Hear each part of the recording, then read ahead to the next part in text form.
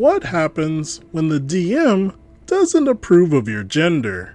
Let me describe the situation. So my first attempt at playing D&D didn't go as planned. I was looking for a new hobby to do and wanted to learn how to play a pen and paper game, so I looked into D&D.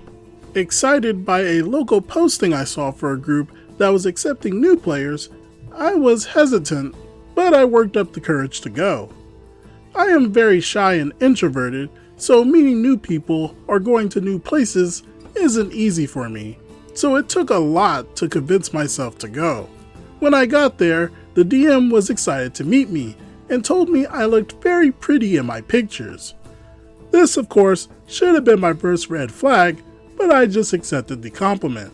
We knew what each other looked like as we met on a local group posting on Facebook, but the moment I spoke, it became an issue for the DM.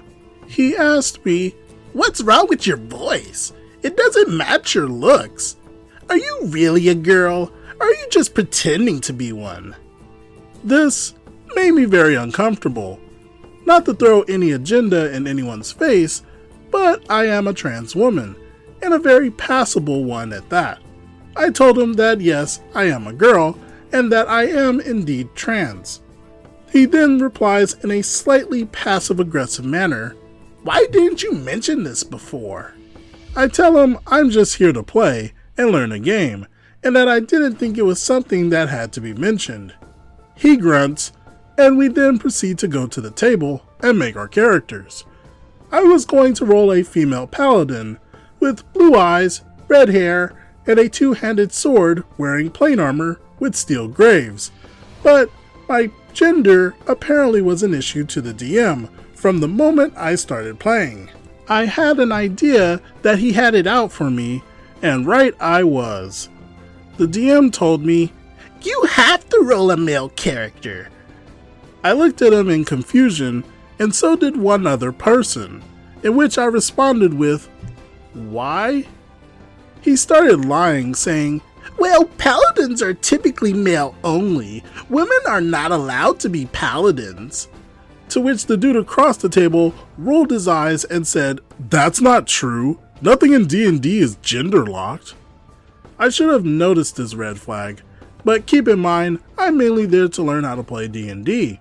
So instead, I continued to try and play. The dude who spoke up rolled an elf rogue. The other players were a cleric, fighter, and a ranger. I was an extra member to the group as I just wanted to learn how to play, so I continued to roll my female paladin. Eventually, throughout the game, he keeps purposely trying to misgender my character and giving me a hard time. I didn't want to make a scene of it, so I tried my best to ignore it. The cleric, fighter, and ranger found it to be funny, in which the cleric chimed in a few times, making a joke even out of character multiple times, and asked me if this counts as double role-playing. The rogue across from me was not amused, in which he snapped and said, "Can we just play the game?" I agreed, but he went further and said, "We shouldn't be breaking character for nonsense that has nothing to do with the game." Eventually, the DM started making creepy comments to me, which made me very, very uncomfortable. The one that was the final straw was when he told me that one of the NPCs didn't like the sound of my voice as we were talking to the innkeeper, in which the NPC lifted my skirt and said, "Is that what I think it is?" This is where I drew the line, as people at the table started laughing. I responded in a slightly hostile manner with, "How can an NPC lift my skirt when I'm wearing plate graves?" The DM told me, "You shouldn't break character." To which the rogue snapped again, saying, "Don't be such a hypocrite. Me and her are the only ones who remained in character for most of the game." And that game wasn't very long. The DM, now angry with the rogue, decided to take a break and head to the bathroom.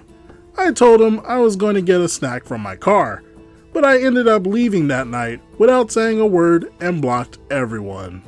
That was the first and last time I tried to play D&D, but lately I've been thinking of giving it a second chance.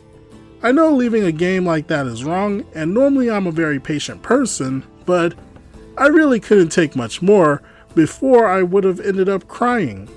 All I want to say is, to the rogue who spoke up, I thank you, and I'm sorry I couldn't finish the game with you if you're listening to this. A cardinal sin of playing D&D is causing a player to lose interest in the hobby. It's very sad when humans can't treat others like humans. As humans, we're going to disagree on a lot of stuff. But what's most important is to focus on the similarities rather than the differences. Otherwise, you will soon find out that you've pushed everyone away and wind up alone. What do you all think about this situation?